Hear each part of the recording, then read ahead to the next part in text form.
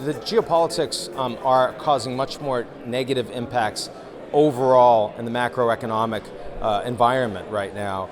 One big piece of this is China.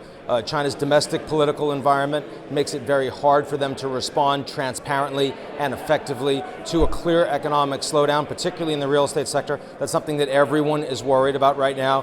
Xi Jinping spent most of the summer working on the floods, not working on a view that he needed to have a big economic response. And the markets globally are very worried about that. Also the fact that the US-China relationship, two largest economies in the world, two most important, most powerful governments in the world, have at times antagonistic, at times overtly hostile relationship, and that is leading to a level of decoupling in the economic trade relationship between the two, and is causing a lot of uncertainty and volatility in investment flows going forward. That's probably the single biggest issue out there. The continuation of the Russia war, Russia being treated as a rogue by all of the advanced industrial nations, irrespective of how the Ukraine war goes, the fact that this will have a major economic impact on Europe, spending for defense, Europe needing to get their gas from other places, Europe needing to fight asymmetric war against the world's most powerful rogue state. That's a big issue. And then finally, the United States, which is, again, the most powerful economy in the world, most powerful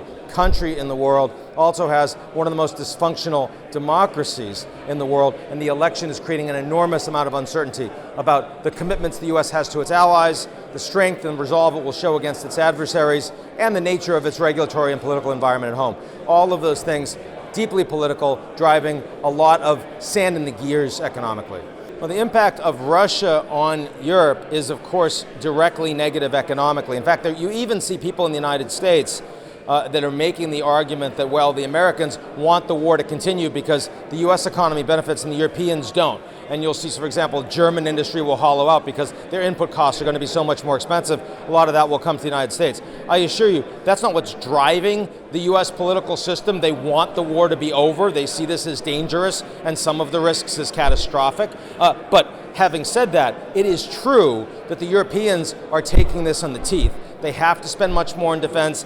They are the ones that had the much bigger Russia direct exposure to tourism, oligarch investments, banking, not to mention so many of the goods that came directly from Russia, especially Russian gas. So all of those things going forward mean that as long as we have a big fight with Russia that the Europeans and the Americans see as being run by a war criminal, you can't do business with that person. That's a serious problem for the Europeans. Certainly, we're not seeing big swings in how much territory is being taken in the last 6 months. About 18% of Ukrainian territory has been held by the Russians pretty much for the last 6 months.